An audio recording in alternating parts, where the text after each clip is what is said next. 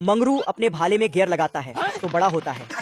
इधर से गबरू भी भाला लेके दौड़ता है, तभी गबरू को एक मुक्का लग जाता है। खत्म, मुझे कुछ दिखाई नहीं दे रहा। फिर मंगरू आके उसके चूल्हे में कोयला डालकर उसमें आग लगा देता है तो गबरू, फिर घोड़ा पानी रखता तो उसमें गबरू गिरता है। दरअसल राजा ने इन दोनों का मुकाबला करवाया था कि जो जीतेगा वही राजकुमारी से विवाह करेगा, लेकिन मंगरू उसको इधर टाइम खत्म होते ही ठोकता है। फिर दोनों भाला लेकर एक दूसरे को टपकाने दौड़ते हैं, लेकिन मंगरू बेईमानी करके ग्रीस डाल देता है। तो गबरू का घोड़ा फिसल कर गिर जाता है।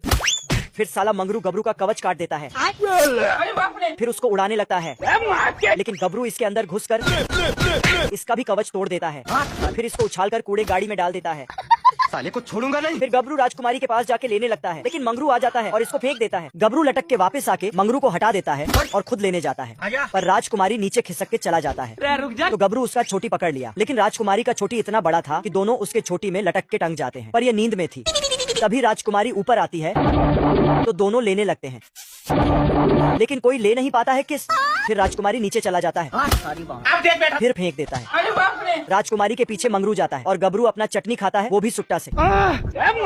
फिर तो गबरू पूरा महल ही तोड़ देता है।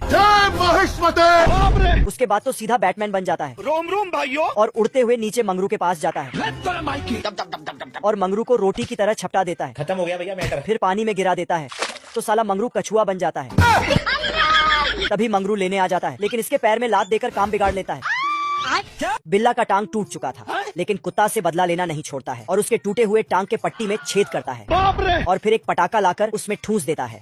फिर एक ढक्कन लगा देता है और उसको ठोक ठोक कर टाइट कर देता है।